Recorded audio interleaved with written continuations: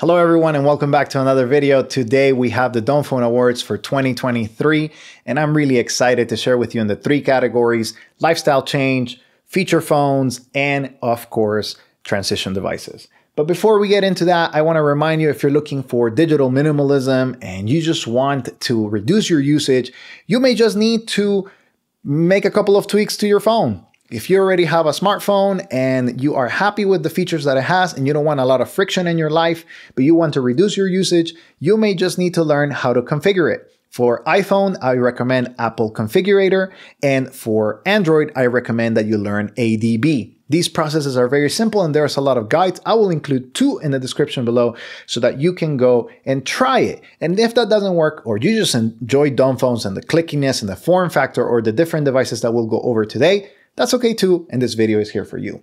So let's get started with our first category, which is transition devices. Transition devices are devices that may still have apps or functionality, however, they come in a different package. They may be smaller or have a different screen, or they may be a flip phone just with a lot of apps available to it.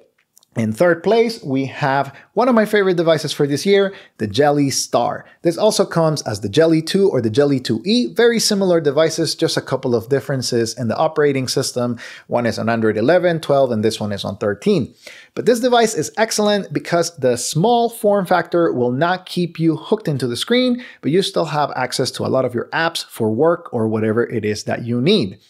The second place for the transition device category is my personal work device, which I take to work every time I go to the office, is the Hisense A9. This device has a larger screen, but because it's e-ink, it's a little bit more boring and you're not going to be found doing a lot of things because the animations and the colors are not there. So you just use it for what you have to use it and you don't use it for the distracting stuff because videos are not really going to play well. You still have access to a couple of the apps, but you will not be using it a lot because it's less enticing to your eyes. However, it's not a true dumb phone, it's still a smartphone, but I include it in this category because of the different technology that it uses and because it helps in reducing, and it can be treated as a dumb phone, especially if you configure it further.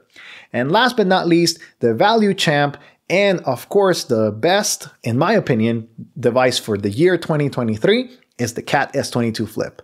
At $69 to $79, this device is amazing. It does have access to a lot of the apps and a lot of the functionality like Spotify, Uber, and all of those apps, but because of the ruggedness and the screen is quite tiny, even though it's a touchscreen, you're not going to be found using it a lot. Again, all of these are transition devices. They're kind of smartphones, but because of one reason or another, they're just different enough that they reduce a ton of your usage. So now let's transition into feature phones. And feature phones are those devices that have the main core functionalities of calls, text, and things of that nature, but they may have also extra features. Like, for example, you can install podcasts and you can install different apps for it, etc., etc. So in the third position, we have a pair of phones, the Kyocera 903KC, 902KC, and the Kyocera Dura XV. These phones are well made and very well maintained by Kyocera. I personally enjoy them. They're a little bit more on the expensive side. However, they're very well designed. Both of them are flip phones. This one is from Japan and this one is sold here in the United States. And I personally think that these are great by default flip phones, that you will have a lot of features and a lot of stability, but you can also customize them and create and put a lot of extra apps in them. If you learn a couple of guides, which I will also include below, and you use ADB, you can put a couple of extra apps in here and there, like a podcast app or a Spotify, and they will run it without any issues. Of course, they don't have a touchscreen, so it'll be a little bit harder to run it, but they work very well. In second place, a device that I really liked to review and I still use from time to time just for testing purposes from Consumer Cellular. This is the Iris Flip.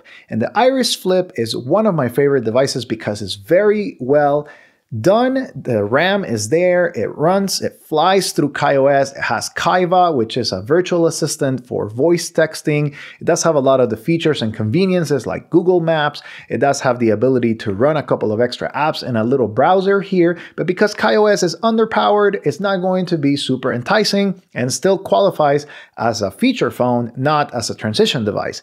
It cannot install a lot of other apps, maybe for work or for entertainment.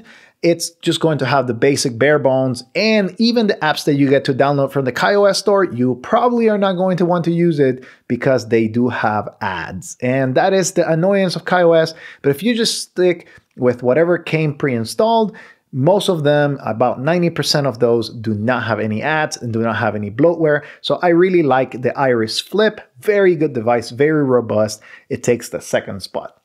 And finally, for number one, the winner for the feature phone category is the TCL Flip 2. At $20, the TCL Flip 2 is very versatile. It is a feature phone. It does have the ability to be customized and install a lot of different apps, but they're not going to run perfectly, of course, because it doesn't have a touchscreen and it only has the basics. So if you're looking to transition even further into a little bit more friction, but still retain a couple of niceties here and there, and you're willing to spend some time configuring them, these devices are excellent, and the TCL Flip 2 is the value champ for 2023.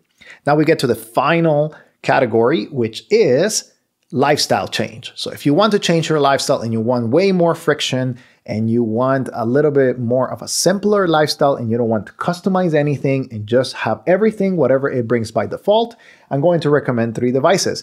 In third place, we have the Nokia devices. So any Nokia device, 225, 110, 2660, 8210, you name it, they essentially run the same software. And it's very frustrating software. It's essentially a phone for calls and maybe the occasional text message. You're not going to be having a lot of enjoyment or browsing or anything on these devices because they're extremely basic and they only function for extremely basic purposes. But I really like these devices because they're cheap, they're accessible, they're international, and you can find them in the retailers near you. But they also have some good things to say. For example, not only the price, but the call quality is very decent with VoLTE. They have access to a music player and very basic functionalities. And therefore, they are number 3 in this category of lifestyle change. But if you want to elevate your experience just a little bit more and you want better quality devices that are actually supported and that receive updates regularly, we're going to get into second place and the first place. In the second place, we have the Sunbeam F1. Very well supported device.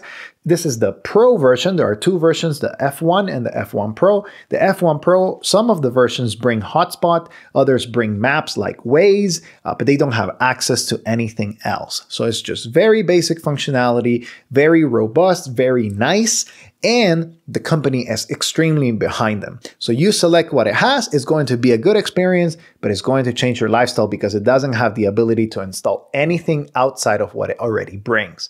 So that is something that you need to consider. And if you're really interested, again, Sunbeam F1 Pro or the Sunbeam F1, excellent devices for lifestyle change.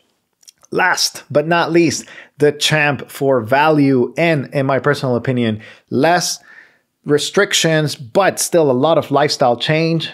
In my opinion, it is the iPhone 2.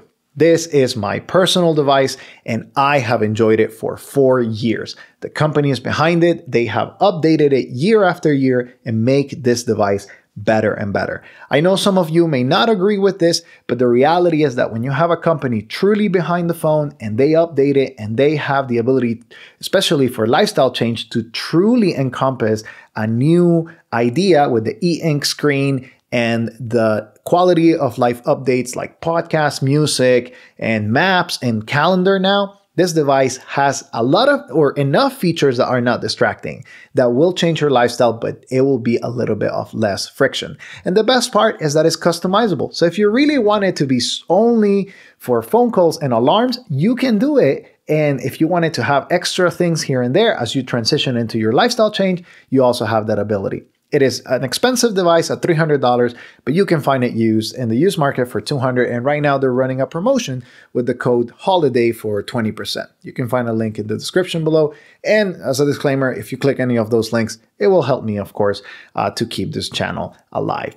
If you have any questions about this device or any of the other devices that I have reviewed, make sure to put it in the comments below. These have been the Dumbphone Awards. I hope that you enjoy it. And if you have any other recommendations, or maybe you disagree in one of the categories, or maybe you want to chime in, also put it in the comments below. We'll interact with each other. And I'm really excited to see you in 2024. I may have a couple of extra videos here and there for the end of the year, but I hope you have a great and good season for the rest of the year that is productive, and that you get to spend a lot of time with family and loved ones, which is the important part of this journey. Thank you for watching this video. I will see you in the next one.